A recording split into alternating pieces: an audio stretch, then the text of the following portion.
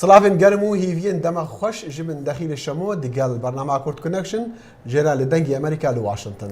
ولا لايمنا ومحتبر شرباني أم كاتتان باش لم برنامج دا جماريك إزيدي للاين داعش آزاد كراون لقالمان دابن تابزانن تيان بسر هاتبو. ودفي برنامج دا ديسان سروق باراك أوباما قتارا يقرتنا اجتماعي إيشاف سيشومي دا لبيراوريا رزقتني لريبري مافين سيفيل مارتن لوثر كينغ ما رابورتك دي هيا. هروها میوانی برنامه برز فاضل کردی تلاقوانی کمالگای مدنی لقلمان داده بید باسی کم تالاکی کمالگای کردی لواشنطن و دورو بردکار. بلام ده پیجا لناو دنگو باسی تر. سرک وزیر ژاپنی شانزو آبه دخوازی کمالا دولت اسلامی داعش کرد بزودترین دم دو بارمتین ژاپنی آزاد بکن. ملیتانن وی کمالی ویدیو یک وشاندیا و تیدا گفایا سربرینا واندک اگر ژاپن 200 میلیون دلار ندا. بریس آبه جبو روزنامه‌وانا دا آخفت لدمسردانه که جبو اورشلیمی. او گلک نرحت بو بدیتنا ویدیوی کو تیدا ملیتانا چاقوب دست دابون لهنداف دو ژاپنیین گرتی وی گوت وزیر کار دروا لأردنية جبو بهيفيا آزاد كرنا وان ژاپنيان ژاپني بجداري ده هفبندية أمريكا دا نكريا جبو شر دولة إسلامي لسوريا والعراق ل 200 مليون دولار آليكاري نچكداري دانا ولات شريفان مليتان سني دكن. و پلیسی ئەڵمانیا هەڵی کوتاوەتە سەر 13 مڵک و ماڵ لە بەرلین و چەند شوێنی تری وڵات پاشەوەی هەفتەی ڕابردوو دوو پیاوی بەرگومان بە کۆکردنەوەی شەڕکەر بۆ گروپی دەوڵەتی ئیسلامی دەستگیر کرابوون. وتەبێژێکی پۆلیس گوتی دانیشتوانی ئەو شوێنانە گوایە دەستیان هەبووە لەگەڵ دوو پیاوەکەی هەینی دەستگیر کرابوون بە پێی دۆیچە وێڵە پۆلیس کەلوپەلی جۆراوجۆر وە کەمپیوتەری لەگەڵ خۆ بردبوو لە کاتی گەڕاندا. وريخستيا آليكاريا دراويا نفنتوي بيشبينيا ورارا آبوريا جهاني ل 2015 جي 3.8 كم كريا 3.5 جي صدي تافي كم كرنا بيشبينيا وراري لريبري ريخستيا دي بيجا تي شافاريكرن آبوريا جهاني هناكي لزيبكا يعني لستربا لسالة 2014 نزمبونا بهاي نفتي أجركا بيشبينيا رابورتا نونا. و ئەمشەو سێشەمە سەرۆک بەراک ئۆباما وتاری لەسەر ڕەوشی وڵات پێشکەش بە ئەمریکایەکان دەکات. سەرۆک وتارەکەی لە بەردەم ئەنجومەنی نوێنەران و سەنەتی ژێرکۆنترۆڵی کۆماریەکان پێشکەش دەکات. ئەوە دەبێت یەکەم وتاری سەرۆک ئۆباما لەوەتا کۆماریەکانی ئۆپۆزیسیۆن کۆنترۆڵی هەردوو ئەنجومەنی نوێنەران و سێنێتی ئەمریکایان گرتە دەست دوای ئەوەی سەرکەوتنیان لە هەڵبژارنەکانی نیوەی خۆلی سەرۆکایەتی لە مانگی نوامبری ڕابردوو وەدەستێنا. بەڵام بەرەز ئۆباما ئێستا بەرژەوەندی پەرەگرتووی وەدەستێنەوە کە ئەمەش لە سایەی بەرەو باشتوونی ئابووری و هەروەها چەندین بڕیارن کە خەڵکی ئەمریکا پشتیوانیان لێ کردووە.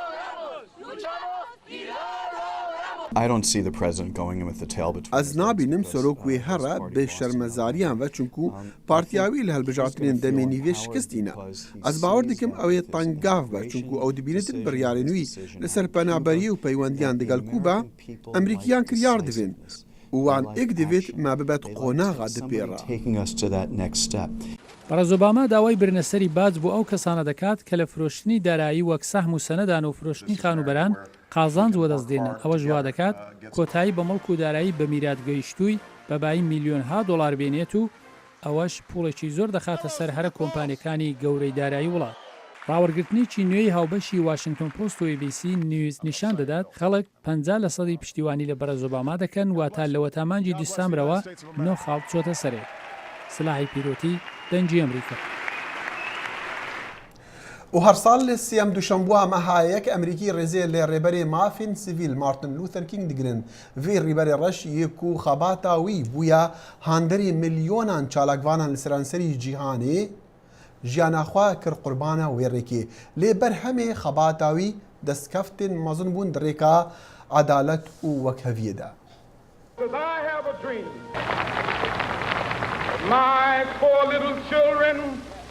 بلندبونا ستيرا ريبري جواكا سيفيلا أمريكا مارتن لوثر كينغ لسالا 1955 بو دماوي ريبراتيا بايكوت كرنا أوتوبيسين گشتي لباجار موندغامري ولاية ألاباما كريو حكومة باجار نشار كري فرق جداهية لديجي رشان دسواربوونا ئۆتۆبیساندا بداوی بێتن. کینگ بوو نافدارترین خەباتکاری تەفگەرا سیڤیل لە ساڵین 1950 و 1960 و گوتاراویە بناوێ من خەونێک هەیە بوو هاندەرێ ملیۆنین خەڵکی سەرانسەری جیهانێ. I have a dream. My 4 little children will one day live in a nation where they will not be judged by the color of their skin but by the content of their character. خەونا مارتن لوتر کینگ کوزارۆکی نوێی لە وڵاتێکی بژین تێدا فەرق و جوداهی نەبە ji ber ڕەنگی پیستێوان لە دەمێ خۆپێشاندانە ئاودارە ساڵا 1963 بوو ئەو دەست پێک بوو ji بۆ خەباتە داوی ئینانە فەرق و جوداهیە نژادیە لە دژی ڕەشان و ئاڤاکردنا بیرۆکەیە وەک هەڤیە هەڤوڵاتیین ئەمریکا. خەباتە مارتن لوتر کینگ ژێدەری چەندین گوهارتنین دەستوری بوو لە ئەمریکا و یا ji هەمویان گرنگتر قانونا مافên مەدەنی یاکو کۆنگرسی ئەمریکی لە ساڵە 1968 پەسەند کردی. ئەگەرچی ئەمریکا بە وڵاتی ئازادیین کەسان و دیموکراسیەتی تێناسکردن لێگەلێک ڕەش هێشتا باوەڕ دەکەن وەک هەڤیا ڕاستەقینە لە ئەمریکا جه نەگرتیە. لە مەهابۆری خۆپێشاندانێک لە واشنگتن هاتکردن تێدا بدەهان هەزاران داخوازە عەدالەتی کرد ji ber کوشتنا دوو خۆردên ڕەش bi destê polîsan. خۆپێشاندان ئاشتیانە بوو لێ برازایە مارتن لوتر کینگ ئەلڤێدا کینگ کو ئامادەی خۆپێشاندانێ بووگوت سلۆگانین نەڕازیبوونایە بەری vê لە فەرگنسن نەعەدالەت نەئاشتی بکەربووکین بوون. بتنێ خۆپێشاندانên ئاشتیانە ئەنجامên baş li dûxa dîn. I remember my dad is standing on a car, AD. تێبیرا من بابێ من لەسەر ترمبێلێ سەکنی بوو خەلکێ دخواستن عینی وی تشتی بکەن ئەیکو لە فەرگسن چێ بوو وان دخواست ترمبێلم پۆلیسان بقلوبێنن و کەڤرا باوێژن تێبیرا من بابێ من لەسەر ترمبێلێ بانکر ئالوزیە چێ نەکن تند و توژیە نەکن vەگەرن ماڵن خۆ و دوعا بوومە بکەن. Please go home and pray. حکوومەت ژی گەلک بەسەرهاتیە کوشتناوان دوو خۆرتێن ڕەش شەپرزە بوو. جێگەری سەرۆکی جۆ بایدن گوت دەبێ باوەری دنێڤبەرە جڤاکن وڵاتی و پۆلیساندا پەیدا بدن. So folks, we've got to start seeing one another. هێژان و divê êdî em hev bibînin. Divê em li xwe mikor bên ku mêrê reşê li serê qurzîkê ew jî zarokeke ku hez dike wêneyan bikêşe û rojekê bibe şêwekarekî mezin. Divê em mikor bên ku polîsê lêdan xwarî ew dayîkeke hez dike ku basketbol bilîze. I have a dream. کینگ gelek bi bizava bêtundiya rêberê Hindistanê Mahatma Gandhi daxbar bû û ji ber wêne jî wî li sala 1964 xelatê Nobelê aştî wergir. King li 4 meha 4 sala 1968 hata kuştin. Li havîna 2011 mezintirîn peykerê bîreweriyê ji bo Martin Luther King li Washington hate danan. He's got supporters. Detroit, New York, Los Angeles, inciting large-scale arrests and sympathy marches. چەندین فیلمên داکیمنتری لەسەر خەبات و ژیانا wî hatine duristkirin û yê herê dawî jî ev sal kete sînemê bi navê Selma. Ew çîroka xwepêşandana derbaskirina pira Montgomeryê bi navê Selma. Digel tevgera bêtundûtîjiya xwendkaran Martin Luther King rêberatiya wê jî dikir. What happens when a man stands up, says enough is enough? His cell is probably bugged. It probably is. شەمە گروپی تێرۆریستی دەوڵەتی ئیسلامی نزیکەی 200 ئێزیدیان ئازادکردن کە لە وەتای هاوینی ڕابردوو لە پاش هێرشەکانیان بۆ دەڤەرەکانی شنگال گرتبوونیانن. ئازادکراوەکان زۆربەیان ژن و پیاوی بەتەمەن نەخۆش و خاوەن پێداویستی تایبەت بوون چەند منداڵی نەخۆشیشیان لەگەڵدا بوو. میلیتانی دەوڵەتی ئیسلامی یەزیدی ئازادکراوەکانیان بە پاس بۆ هاویجە گواستبەوە کە دەکەوێتە باشووری ڕۆژاوای کەرکووک. لەوێشەوە کاربدەستانی هەرێم ئەوانیان بۆ پەرستگەی ئەزیدەکان لالەش گواستبەوە.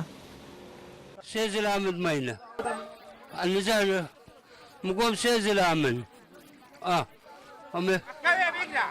میلیتانی دەوڵەتی ئیسلامی لە هاوینی ڕابردوو پەلاماری دەڤەرەکانی ئەزیدیەکانیاندا بوو بە هەزاران ئەندامی ئەم کەمایەتی ئاینیان کوشتن، گرتن یانیشکردن بە کۆیلا. زۆربەی ئەزیدی ئازادکراوەکان دەڵێن چەند مانگێک دەدەستداهەشدا گیرابوون و ڕەفتاری خراپیان لەگەڵ کرابوو. ئەم نزانم چه فەساڵین بەردان و هەوژمەڕە پیست بووم پیس بووم زارۆ برێن ژن برێن تشتێک نەماکە من نەتکردن ئەمە دەستێواندا ڕەزیل بوو. لە مانجی ڕابردوو هێزی پێشمەرگە پاشەکشان بە میلیتانی دەوڵەتی ئیسلامی لە دەڤەری شنگال کرد. ئابلۆقەی سەرچیای شنگالیان شکان کە لەوێ بە هەزاران ئێزیدی چەند مانگێک بوو حاسێ ببوون. بەڵام زۆر لە گوندەکانی ئێزیدیەکان هێشتاش لە ژێر کۆنتترۆڵی میلیتانی دەوڵەتی ئیسلامین. و پاش 10 ساڵ زستانێکی سارد و سڕ لە هەرێمی ڕۆژهەڵاتی ناوەڕاستی داوە و لە ئاکام بە سەدان هەزار پەنابەر لە شەقامەکانی بەیروت بۆ چادر و خێوەتەکان لە شاخ و چێوەکانی لوبنان و لە کەمپەکانی پەنابەران لە باکوور بە دوای سەرچاوەکانی گەرمادا دەگەڕێن. دناوا کۆنên dibin berfê damayî devî kampê penaberan da şerê ji bo rizgarbûnê tiştekî rojane ye. Bihterî milyonekî xelkê ji şerê Sûriye reviyan bo Lubnan lê evên ku ji malên xwe derçûyî niha rastî gefeke mirdara din dibin. Li herêma Bîqa ew şerê qeşayê dikin di dema ku zivistan bi dijwarî wan dorpêş dike. Hinek bêhêvî mane. Dibêjin bi kêmanî sê penaber mirin di nava berfa giran û bahoza dawî de. Fatma Zekur ku mêrê wê di şerê Sûriyê de hate kuştin, xema çarenûsa sê zarokên xwe dixwe. ئەم دخانیە خۆدا بوون ئەم gelek kêfxۆş bûn lê her tişt hat guhartin mêrê min hat kuştin û du zarokên min yên xwedî pêdiviyên taybet hene kiça min ya mezin nexweşiya dil heye em niha dibin konada dijîn em fêr nebûne jiyana dibin konada her tişt hatiye guhartin. Hindek alîkarî gihiştin destê Fatma û malbata wê. Di gurbûna bahoza dawî de hikûmetê li gel rêxistinên nehikûmî kar kir û bijîşkên rewşên awarte şandin da hewl bidin alîkariya malbatên li van cihên sade dijî bikin. Lê li gel 400,000 penaber li herêma Bîqa tenê ew rastî rewşeke dijwartir dibin. Heta demekî خەلکê qebûl kirin lê nezanî bûn ku xurtbûna zivistanê di zorê li wan ke. Xelk nizanin di çawa xwe germ kin. Gelek ji wan zarok û temen mezin hene. Loma me tişt birin di nav konê wan de da ku karibin xwe germ bikin. Ev penabere nikarin dest ji konê xwe berdin. Her tişt qut bûye wekû rê av û elektrîk. كل شيء مقطوع طرقات مثلا مي كهرباء كله مش موجود. Li kampeka demkiyê din nêzîkî wir ku yeke ji 1400 kamp li seranserî welat rewş ne baştir e. Ji bo gelekan ev ne zivistana yekem e ku di rewşeka wiha de dijîn û problemên saxlemiyê rev ji wan nabe. Problemên pişikê û vegirtina nexweşiyan belav dibin di demekê de ku nexweşiyên dem dirêj alostir dibin. Lê di dema ku destnîşankirinên saxlemiyê girîngin, dabînkirina xwarinê û daçekên ku wan germ bihêle ew tên wateya neyeksaniya di navbera jiyan û mirinê de. Li vir UNICEF kar dike li gel rêxistinên din wek yên xwecihiyên li pişt wan da pêwîstiyên bêhtir yên cil û bergan ji bo zarokan dabîn bikin. Di nava evan rewşên xerab de ji nûva bang li civaka navnetewî dibin da ku karekî bêhtir bikin ji bo alîkariya malbatan di pêdiviyên wanên pir de. Jo Awad yek ji hemwelatiyê new li gel rêxistineke xwecihî kar dike dibêje. Last year there was Sala borî bêtir pere hebûn ji îsal ji bo alîkariya van malbatan. Îsal ta bi dezgehên neteweyên yekbûyî jî perenînin ji bo vê yekê. They lack of funding for this. Evê di kampan da tenê dikarin hêvîdar bin. Salih Demîcer, Dengê Amerîka. û revenda Kurdî lêre li Washington êvariyek ji bo Kubanî rêxist li Virginia. Lê êvariyê sê çalakvanên Kurd axiftin li ser jimareka pirsên girêdayî Rojava bi taybet jî dîrok û ferhenga Kubanî û rewşa niha Kubanîtê de. Sîrwan Qoşo li êvariyê amade bû ev rapor jî gihandiye. Li vê dema ku şervanên Kurd di bajarê Kobaniyê bêtir deverên stratejîk ji bin kontrola teroristên rêxistina dewleta Îslamî Daeş derdixînin, revenda Kurd li Washington hewl dide ji nêzîkayî ve van pêşketinan bişopîne û kêlîk bêkêlîkên nûçeyan li nav ve hev belav bikin. Civaka Kurd li Washington anko KCDC bi vê mebestê panelek lê darxist tê de rewşa Kobaniyê ji hemû aliyan ve ji bo beşdaran hate şîrovekirin. سێ پانەلیستên Rojavayê Kurdistanê di semînarê de bejdar bûn ku du ji wan xelkên Kobaniyê bixwe bûn. Ji bilî şîrovekirina rewşa leşkerî û siyasî ya derbarê Kobanê, panelîstan bal kişandin ser dîroka bajêr û taybetmendiya Kobaniyê duwarê civakî û aborî de. Ji aliyê çand û huner û ew da jî Kobanî wek her bajarekî Kurdan bajarekî zengîn e bi kelepora xwe bi dengbêjên xwe yê folklorî kevin bi ew ku ew dibêjin dastanên lehengî yanî. Li gorî çavdêr dibêjin gelek kêmasî derheqê penaberên Kobaniyê hene. Bi taybet jî ewên ku li gund û bajarokên ser sînorê li aliyê Tirkiye bicih bûne. Ji ber nebûna mîkanîzmeke zelal di warê alîkariya mirovayî de, gelek xelkên bajêr heta niha di rewşeke xerab de jiyana xwe ya penaberiyê derbas dikin. Çi qasiyan bikin nekin hikûmetek xurt tineye got bi karê alîkariyê ra be got hikûmet hebe jî ew qawêrana got serê Kurdê Rojava hatiye hîn jî alîkarî bi wan gerek. Gerek civak bi xwe ser xwe rabe û karekî bike. Çi qasî bimînî jî me re carna dibêje hikûmetek bî ya partiyên siyasî karekî dikin lê çi qasî ew kar ew be divê civak bi xwe rabe. Di heman panelê de çalakvanê sivîl û endamê berê yê Parlemana Sûriye Azad Kobanî ji aliyê rêveberiya KCDC ve hate xelatkirin wekû spasyekê ji bo grêva wî ya birçîbûnê ku 23 rojan li Washington ji bo piştgiriya Kobaniyê dirêj kir. Di dawiyê de Birêz Salih Demîcer li gel mûzîka saza hunermend Luqman Ehmed helbesteke dirêj avêt ser bajarê xwe Kobaniyê. Toza boza mirinê û wêraniyê di kolan û sekoyên te de serbest digerîne. Loma îro. Sîrvan Qurço, Dengê Amerîka.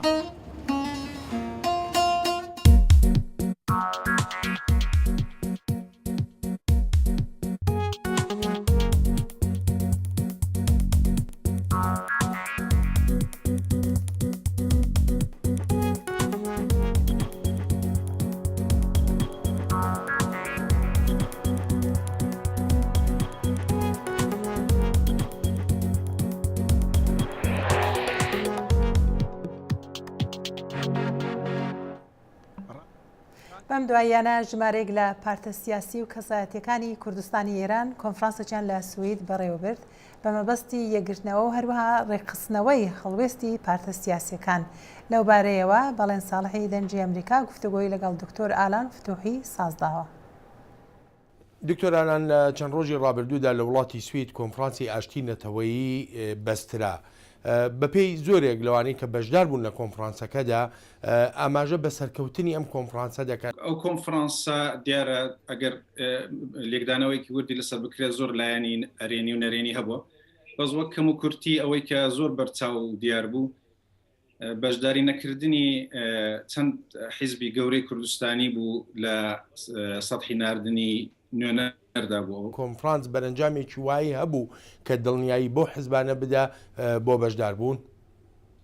بەڵێ من پێم وایە بەڕێوەچوونی سەرکەوتوانی ئەو کۆنفرانسە و کەش و هەوای دۆستانەی کە لەوێ حاکم بوو دەبێتەوە هەوەی ئەوەی کە حیزبەکانیش ئەگەر هۆی بەشداری نەکردنیان دۆڕدۆنگی بوو بێ بە شێوەیەک یا دڵنیانە بوون لە کەیفیەتی کۆنفرانسەکە یا دڵنیانە بوون لە سربەخۆیی کۆنفرانسەکە و ئەو بیرۆکەی کە لە پشتی ئەو کۆنفرانسەیە من گەشتبینم کە دەداهاتوودا بێن بەشدار بن. بەڵێ ئەو حیزبانە کامانە بوون کە بەشداریان نەکرد. بەشدار نەبوونیشیان ئایا دەگەڕێتەوە بۆ ئەوەی هەرتەنها متمانیان بە سربەخۆیی کۆنفرانسەکە نەبووە یاخوو بەرنامە سیاسیەکانی خۆیان وایان لێ دەکا کە بەشدار نەبن. حیزبەکانی کە بەشدار نەبوون ئەوانەی کە زۆر دیارە حیزبی دموکرات کوردستانی ئێران بوو، حیزبی دموکرات کوردستان بوو و کۆمەڵی زەحمەتکێشانی کوردستانی ئێران ئەوەندەی کە من ئاگادار بم. هیوادارم کە ڕوونکردنەوەیەک بدەن بۆی کە بۆچی لە هەنگاوێکی ئەرێنیدا بەرە و بەشداری لە کۆنفرانسە بەشداریان نەکرد. لایەنە سیاسیەکانی تری کە بەشدار بوون لەو کۆنفرانسەدا دەتوانن ببنە فشار بەسەر ئەو سێ لایەنەوە کە ئاماژە پێکردن تا جارێکی دی لە کۆنفرانسێکی ئاوادا بەشدار بن؟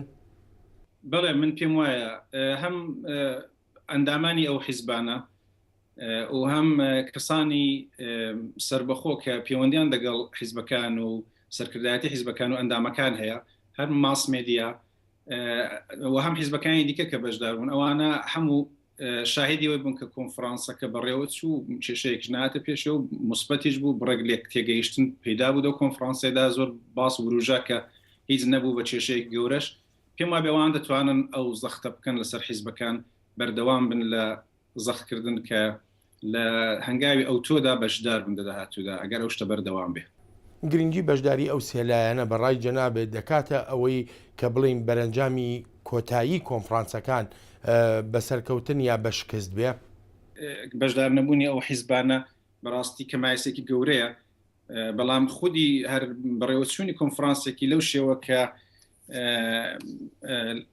بیرروبچوونی زۆر جیاواز دەوێتدا باس کرا و بە کامێک گەیشت بۆ خۆی دەستکەوتە و مثبەتە بەڵام دەڵم بەشداربوونی حیزبەکانی کە بەشدار نەبوون حیزبە گەورەکانی کە بەشدار نەبوون دەتوانێت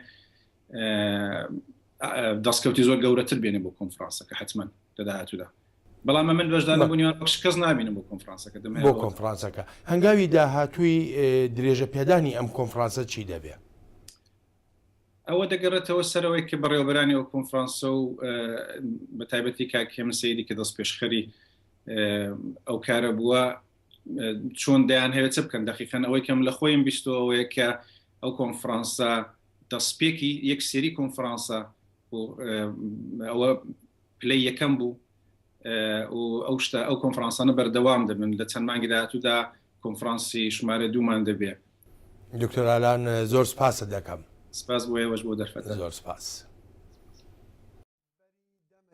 بەریدەمەکی و divê bernamêda gelî temaşevanên hêjema raportek hebû derbarî revenda Kurdî ku rêxistibû ji bo êvariyek ji bo Kubanî diyara jimara amadebûyan gelek kêm bûn ku Kurd bûn helbeta ne bes li vê êvariyê belkû li gelek çalakiyên dî li Amerîka Kurd kêm beşdarî çalakiyan dibin gelo çima gazinda ji Kurdan têkirin ku ne çalakin îro me çalakvanekî Kurd û damezirênerekî revenda Kurdî lêre li Washington bi navê KCDC heye kak Fazil Kurdî mêvanê bernameya tu kak Fazil wekû pisporîş li karûbarî Iraq Kurdistan û Efganistan ji bûî legal netewê Kurdiwan kar kirduwa êşo bîne ew babetane hezim dikir basî rewendî Kurdî bikin ke tu yekek li damezirênerî KCDC ke rewendî Kurdî li Washington bo Kurd çalak nîn زۆر سپاس پێشەچی من باشی دەزانم کە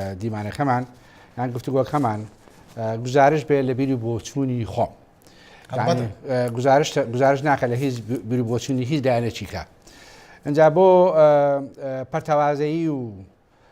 پەرتەوازایی ڕەوەندی کوردی کە زۆر گرنگە تۆ پرسیارەکەت کرد یەکەم خاڵ کە ڕەوەندی کوردی ئامادە نابێ یان بەو شێوەیە کە ئامادە نابێت کە پێویست وەکو پێویست ئامادە نابێ یەکەمیان بێمتمانەی کۆمەلگای کوردیە بە ئەوەی کە یەکەم باڵێن دەستێوەردانی حزب و لایانی سیاسی لە کۆمەلگای کوردەواری خۆمان لە هەمان کاتیش دروستکردنی چەند سنتەر و شوێنێکی سێبەر کە هەتا ئێستا بەپێی ئەوەی کە ئەوانە ئیشی کۆمەلگا دەکەن و